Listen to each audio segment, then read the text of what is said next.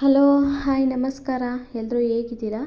ನಾನಿವತ್ತು ನಿಮ್ಗೊಂದು ವಿಷಯ ಹೇಳಬೇಕು ಅಂದ್ಕೊಂಡಿದ್ದೀನಿ. ಅದೇನಪ್ಪ ಅಂದರೆ, ಇದು ನನಗೆ ಓನ್ ಎಕ್ಸ್ಪೀರಿಯೆನ್ಸ್ ಆಗಿರೋದು. ನಾನು ನಿಮ್ಮ ಜೊತೆ ಹಂಚ್ಕೋತಾ ಇದ್ದೀನಿ.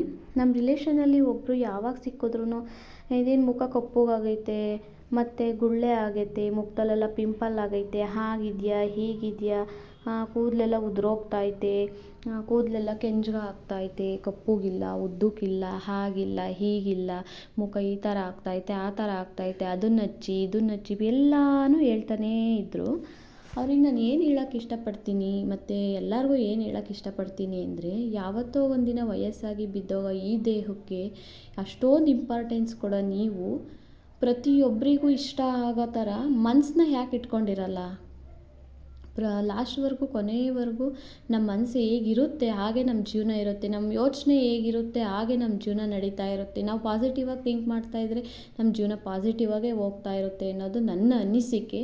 ಹಾಗಾಗಿ ಇನ್ನೊಬ್ಬರನ್ನ ಹೀಯಾಳಿಸಿ ಮಾತಾಡೋದು, ಮತ್ತು ಅವ್ರು ಏನೋ ಒಂದು ಮಾಡ್ತಾಯಿದ್ದಾರೆ ಅಂದರೆ ಕೆಳಗೆ ಎಳೆಯೋದು, ಅವನ್ನೆಲ್ಲ ಮಾಡೋದಕ್ಕಿಂತ ನಮ್ಮ ಮನಸ್ಸನ್ನ ನಾವು ಶುದ್ಧವಾಗಿ ಇಟ್ಕೊಂಡು, ನಮ್ಮ ದೇಹನ ಎಷ್ಟು ಶುದ್ಧವಾಗಿ ಇಟ್ಕೋತೀವೋ, ಹೌದು, ನಮ್ಮ ದೇಹ ನಮ್ಮ ಕೊನೆಯವರೆಗೂ ನಮ್ಮನ್ನು ಹೊರೋ ಅಂಥ ಬಂಡಿ ಇದು. ಆ ದೇಹನ ಎಷ್ಟು ಶುದ್ಧವಾಗಿ ಇಟ್ಕೊಳ್ತೀವೋ ಅದ್ರ ಜೊತೆ ಇರೋ ಅಂಥ ಮನಸ್ಸು, ಆ ಮನಸ್ಸಿಂದನೇ ಕಣ್ರಿ ಈ ದೇಹಕ್ಕೆ ಬೆಲೆ ಸಿಗೋದು.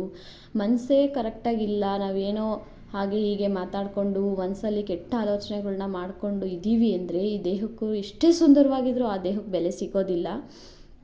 ಹಾಗಾಗಿ ದೇಹನ ಎಷ್ಟು ಸುಂದರವಾಗಿ ಇಟ್ಕೋತೀವೋ ಮನಸ್ಸನ್ನ ಅಷ್ಟು ಶುದ್ಧವಾಗಿ ನೀಟಾಗಿ ಇಟ್ಕೊಂಡು ಇನ್ನೊಬ್ಬರ ಬಗ್ಗೆ ಒಳ್ಳೆಯದನ್ನು ಪಾಸಿಟಿವಾಗಿ ಯೋಚನೆ ಮಾಡಿದ್ರೆ ಐ ಥಿಂಕ್ ನಮ್ಮ ಜೊತೆ ಇರೋರು ಮತ್ತು ನಮ್ಮ ಸುತ್ತಮುತ್ತ ಇರೋರು ಪಾಸಿಟಿವಾಗೇ ಕಾಣಿಸ್ತಾರೆ ಅನ್ನೋದು ನನ್ನ ಅನಿಸಿಕೆ.